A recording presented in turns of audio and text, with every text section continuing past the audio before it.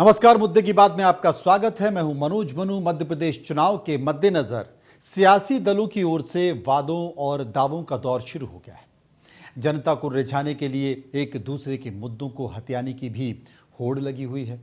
प्रदेश में सत्ता की वापसी में जुटी कांग्रेस ने चुनाव से पहले जनता को 5 वचन देने का ऐलान कर वोटरों को रिझाने की कोशिश की थी, लेकिन बीजेपी सरकार ने ताबड़तोड़ जनता को सौगातें देकर कांग्रेस के चुनावी कार्ड को हथिया लिया, या यूं कहें चोरी कर लिया।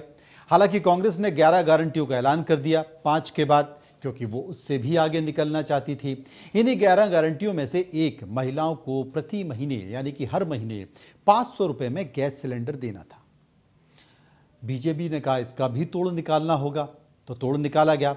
अब बीजेपी कांग्रेस सरकार के 500 रुपए में गैस सिलेंडर का तोड़ निकालते हुए 450 रुपए में गैस सिलेंडर देगी।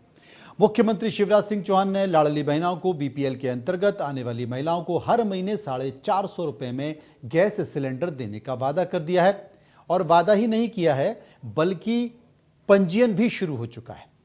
आज हम इसी मुद्दे पर चर्चा करेंगे कि मध्य प्रदेश में 5.5 करोड़ करीब 5.5 करोड़ मतदाताओं में से 2 करोड़ 60 लाख महिला मतदाता हैं, और महिला मतदाताओं को रिझाने के लिए इन महिला मतदाताओं के इर्द गिर्द किस तरीके से मुफ्त की रेवड़ियां, किस तरीके से वादों की रेवड़ियां बांटी जा रही हैं, क्यों बांटी जा रही हैं, इसके पीछे के कारण क्या है, इसका असर क्या होगा, विस्तार से चर्चा करेंगे। चर्चा के लिए मेरे साथ मेहमान जुड़ेंगे, लेकिन उसके पहले एक बार सुनिए महिलाओं को लेकर जो योजनाएं हैं उनकी बात। हमने फैसला कर दिया है कि अब रसोई गैस का सिलेंडर 450 रुपया में लाडली बहनों को और उज्ज्वला के जो हितग्राही बहनें हैं उनको मिलेगा। सावन के पैसे में अलग से डालने वाला हूं, वो पैसे आपके खाते में अलग से डलेंगे, लेकिन उसके साथ साथ आपको हर महीने एक सिलेंडर 450 रुपए में दिया जाएगा।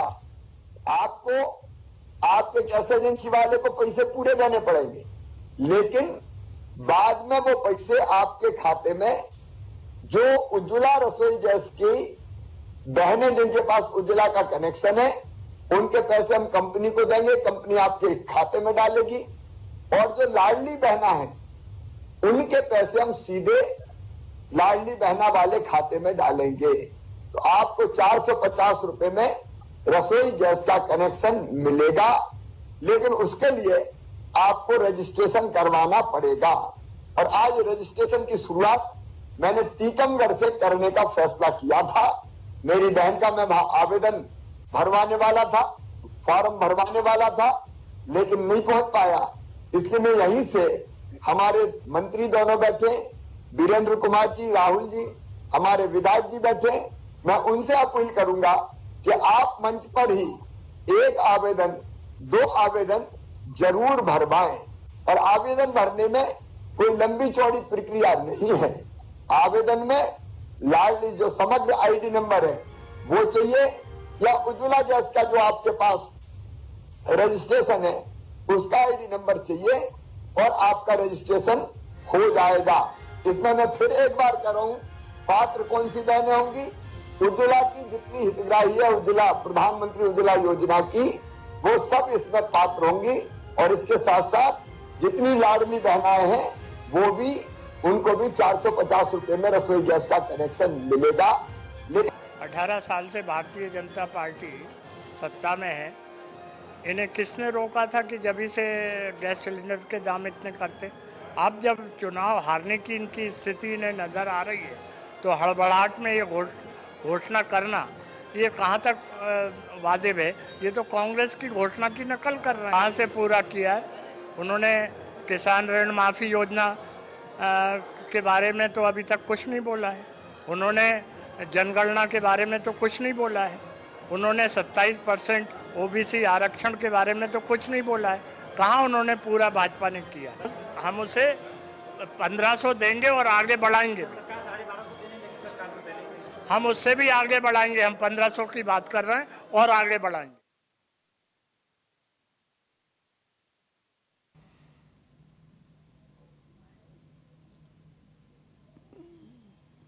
तो घोषणाएं हैं वो थमने का नाम नहीं ले रही, घोषणाएं हैं जो रुकने का नाम नहीं ले रही हैं, और सरकार सौगातें दे रही है और पूर्व मुख्यमंत्री कमलनाथ गारंटियां दे रहे हैं, वचन दे रहे हैं कि जनाब मेरे वचन हैं, मैं इन्हें पूरा करूंगा। चर्चा करने की कोशिश करेंगे। हमारे साथ सरमन नगेले मौजूद हैं, वरिष्ठ पत्रकार, उनके पास हम चलेंगे। सरमन साहब, एक बात मैं आपसे पूछना चाहता हूं, क्योंकि मध्य प्रदेश में कांग्रेस कुछ वचन देती है या गारंटी देती है, बीजेपी उन सारे वचन गारंटियों को हड़प लेती है और उन पर घोषणाएं कर देती है। घोषणाएं ही नहीं बल्कि अमल शुरू हो जाता है। बहुत सारी चीजें हैं और उनमें से एक सिलेंडर भी है कि कमलनाथ ने कहा कि मैं 500 रुपए में सिलेंडर दूंगा, तो जो सिलेंडर 1100 रुपए में मिल रहा था, पहले तो केंद्र ने 200 रुपए कम कर दिए, उसके बाद मध्य प्रदेश ने कहा कि अब हम 450 रुपए में देंगे सिलेंडर, और पंजीयन भी शुरू हो चुका है। लगातार इस तरह की चीजें हो रही हैं, फ्री की रेवड़ियां बांटी जा रही हैं। दिल्ली में आम आदमी पार्टी जब फ्री की रेवड़ियां बांटती है तो सभी राष्ट्रीय पार्टियां उसकी आलोचना करती हैं। आलोचना करते हुए मामला सुप्रीम कोर्ट में भी चला जाता है। सुप्रीम कोर्ट ने इस मामले पर एक कमेटी भी बना दी है और कमेटी फ्रीबीज को लेकर सुन भी रही है और आगे जाके इस पर फैसला भी आने वाला है कि जिस तरीके से राजनीतिक फायदे के लिए, चुनाव जीतने के लिए, सरकारें बनाने के लिए फ्रीबीज का इस्तेमाल किया जा रहा है, वो देश की अर्थव्यवस्था के लिए ठीक नहीं है, प्रदेशों के लिए ठीक नहीं है, क्योंकि कम से कम देश पर भी 20 लाख करोड़ से ज्यादा का कर्ज है। अगर आप राज्यों में चले जाएं तो मध्य प्रदेश में 3 लाख करोड़ से ज्यादा का कर्ज है। कोई भी ऐसा राज्य नहीं है जो कर्ज से अछूता है।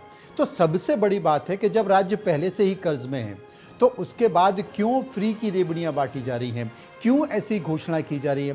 सिर्फ इसलिए कि आप सत्ता में बने रहें, सिर्फ इसलिए कि आप सत्ता में नहीं है तो सत्ता में वापस आ जाएं।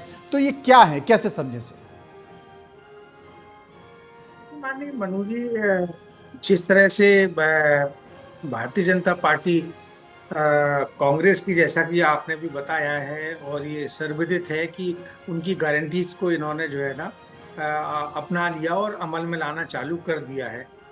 तो अब उसके पीछे सीधा सीधा समीकरण और गणित ये है कि नवंबर 2023 में जब मध्य प्रदेश विधानसभा के चुनाव होंगे तो निश्चित रूप से कांग्रेस पार्टी और भारतीय जनता पार्टी दोनों दलों की पुरजोर कोशिश है कि ऐन कान प्रकारेण हमारी सरकार बने। भारतीय जनता पार्टी की कोशिश ये है कि वो रिटेन करें, कांग्रेस की कोशिश ये है कि हम जीत कर आए। इसीलिए इस तरह की जो लोक लुभावन वादे हैं या जनता को जो अभी योजनाओं का जो लाभ दिया जा रहा है, ये उसी का एक परिणाम है, उसी का एक नतीजा है। अब देखिए, जहां तक एक गैस सिलेंडर की बात आई है कि आज से मध्य प्रदेश के मुख्यमंत्री माननीय शिवराज सिंह चौहान जी ने उसको अनाउंस कर दिया और पंजीयन कराना भी चालू कर लिया है। तो देखिए, अब अभी पंजीयन हुआ, आज 15 तारीख है, कुछ दिनों में पंजीयन होगा। उसके बाद जो है ना 5 से 10 अक्टूबर के बीच में model code of conduct applicable हो जाएगा। तो जो लाडली बहना हैं जिनको कि इसका लाभ मिलना है, जैसा कि आपने भी अपने पैकेज में बताया कि मध्य प्रदेश में 5 करोड़ 53 लाख मतदाता हैं, 2 करोड़ के लगभग महिलाएं मतदाता हैं, 2.5 करोड़ के आसपास। 2 करोड़ में जिन वो जो 2 करोड़ महिलाएं हैं उनके आसपास, उनके नाम से यदि गैस कनेक्शन होगा तो इसका लाभ उनको मिलेगा। उनके नाम से गैस कनेक्शन नहीं है तो इसका लाभ नहीं मिलेगा। या तो वो अपने नाम इसको चेंज कराएं, जैसा कि अभी उसकी अपनी प्रक्रिया होती है ऑयल कॉर्पोरेशन की। तो अब ये बड़ा एक अच्छा, फिर इसके बाद आपको पंजीयन कराना, पंजीयन में भी आपको कई सारी चीजें, वहां पर जब पंजीयन कराते वक्त जो है ना कई सारी चीजें आपको सबमिट भी करना है। तो अब और बाद में जो गैस एजेंसी है वो आप यानी कि लाडली बहना योजना के खाते में वो पैसा डालेंगी। तो अब आपको जो है ना जो गैस एजेंसीज हैं, आपको उनके यहाँ पे भी अपनी बैंक की डिटेल देना पड़ेगी। तो अब जब आपको ये सारी चीजें करना थी तो आपको सारा मैकेनिज्म, सारी व्यवस्था वन टेबल या वन क्लिक के थ्रू आपको मध्य प्रदेश सरकार को करना थी। क्योंकि ये मैं इसलिए कह रहा हूं कि समग्र के माध्यम से, बाकी योजनाओं के माध्यम से मध्य प्रदेश सरकार के पास पूरा का पूरा डेटा है। अब वो डेटा को जो है ना मध्य प्रदेश सरकार को ऑयल कॉर्पोरेशन के डेटा के साथ में यदि वो फैच कर देते तो महिलाओं का डेटा निकल आता और उन महिलाओं के अकाउंट में पैसा डाल देते। जी। लेकिन आपने, यानी कि सरकार ने ऑयल कॉर्पोरेशन के साथ में कम्युनिकेशन किया नहीं किया मेरे को नहीं मालूम, लेकिन आपने उनसे डेटा को फैच करने का कोई प्रबंध नहीं किया है। अब आपने महिलाओं को छोड़ दिया कि आप उस पर जाके अपना पंजीयन कराइए, आप जाइए, जैसे कि आपने लाड़ी बहना के लिए आपने महिलाओं को छोड़ दिया था, तो महिलाएं पंजीयन के लिए लाइन में लगी रही, पंजीयन कराया, कई के एक वक्त वो छुट्टी भी लेके गए अपने परिवार से, अपने लोगों से, अब इसमें भी उनको लगना पड़ेगा। फिर वो जो गैस एजेंसी का जो ऑनर है, जहां उसका कनेक्शन है, उसके पास उनको जाना पड़ेगा, अपनी बैंक की डिटेल लेना पड़ेगी। अब वो गैस एजेंसी का जो ऑनर है या जो एम्प्लॉय है वो उपलब्ध है कि नहीं है, वो आपसे डेटा लेता है, तो डेटा किस तरह का अपने आप पे एंट्री करता है, वो कुछ कह नहीं सकते। क्योंकि यदि ये सारा का सारा मैकेनिज्म, मेरी चिंता ये है, मैं चूंकि बहुत ज्यादा तो नहीं, लेकिन हाँ आईटी की समझ रखता हूँ, पिछले 20 वर्षों से डिजिटल टेक्नोलॉजी की जर्नलिज्म कर रहा हूँ, तो यदि ये सारा का सारा मैकेनिज्म उनके साथ में बैठ के हो जाता, तो ये महिलाओं के साथ में जो रजिस्ट्रेशन की प्रक्रिया की जो बात आ रही, ठीक है, आप उसको रजिस्ट्रेशन की प्रक्रिया चालू कराते, लेकिन इसके साथ में ये भी कर देते, तो उनको ये दिक्कतों का सामना जो भविष्य में उनके समक्ष आएगी। अब वो जब पंजीयन होगा उसी समय मतदान मॉडल कोड ऑफ कंडक्ट लागू हो जाएगा, और अब वो अपना चुनाव का देखेंगे कि आपका ये पंजीयन को देखेंगे, और महीने में एक बार उनको मिलना है। तो ये बहुत सारी चीजें हैं। अब देखिए, जहां तक कांग्रेस की बात है, देखिए कांग्रेस में भी ऐसा नहीं है कि उन्होंने भी अपना पूरा असेसमेंट कर लिया होगा, माननीय कमलनाथ जी ने और माननीय शिवराज जी ने, कि इसमें कितना खर्च आना है। नहीं, वो ठीक है, वो असेसमेंट बिना असेसमेंट के तो हो ही नहीं सकता ना, क्योंकि जब कोई भी योजना बनाई जाती है तो वित्त मंत्रालय उसमें इन्वॉल्व होता है, पैसा कहां से आएगा, उसका खर्चा किस तरीके से होगा, और कौन से मद से ये पैसा लाया जाएगा, वो तमाम सारी चीजें हैं। ये भी सुनने में आ रहा है कि चुनाव के दौरान, चुनाव के मद्देनजर सरकार अब 10,000 करोड़ रुपए का खर्च और लेने का प्रयास कर रही है। लेकिन एक दूसरे पर जब आरोप प्रत्यारोप का दौर चलता है नगेले साहब, तो 2003 की अगर हम बात करें, जब दिग्विजय सिंह की सरकार मध्य प्रदेश में थी, 2003 में मध्य प्रदेश पर 20,000 करोड़ रुपए का कर्ज था, और 20,000 करोड़ रुपए का कर्ज था, 3,300 रुपए, 3,300 रुपए उस पर ब्याज जाता था। अभी वर्तमान में ये कर्ज बढ़कर करीब 3,32,000 करोड़ रुपए का हो गया है। कितना? 3,32,000 करोड़, और 20,000 रुपए का ब्याज सरकार चुका रही है। मेरे कहने का मतलब है, आपकी आमदनी 98 और खर्चा रुपया, आप सरकार के जितने भी संसाधनों को मिला लिया जाए जिनसे सरकार को राजस्व की प्राप्ति होती है, उस राजस्व की प्राप्ति के हिसाब से अगर देखा जाए तो आपके आय और व्यय में बहुत ज्यादा अंतर है। बावजूद इसके आप फ्री की रेवड़ियां बांट रहे हैं, चाहे वो अभी बीजेपी की सरकार बांट रही है। कांग्रेस की सरकार ने इतने सारे वादे कर दिए हैं कि जब वो सत्ता में आएगी तो वो भी बांटेगी, उसे भी बांटना पड़ेगा, क्योंकि कोई दूसरा विकल्प नहीं है। अभी वर्तमान की बीजेपी सरकार कर्ज ले रही है, फिर उस समय की कांग्रेस सरकार कर्ज ले रही है, क्योंकि आपके पास राजस्व के यानी कि आय के साधन तो है नहीं है, गिने चुने आपके पास आय के साधन है। आपके पास 3,30,000 करोड़ रुपए का कर्ज है, 20,000 करोड़ रुपए आप ब्याज में चुका रहे हैं। तो ये जो डिसबैलेंस है, इस डिसबैलेंस के बारे में कौन सोचेगा? नगेली जी।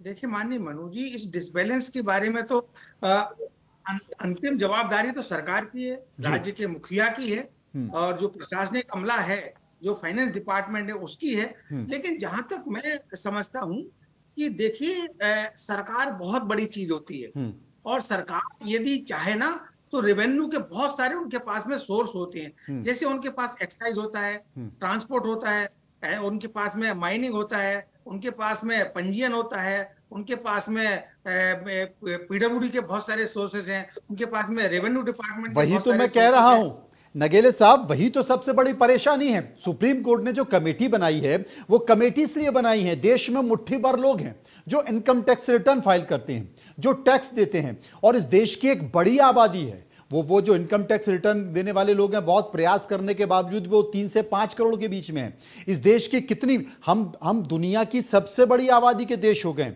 बावजूद इसके हम 4-5 करोड़ से ऊपर नहीं बढ़ पा रहे हैं टैक्स देने के लिए।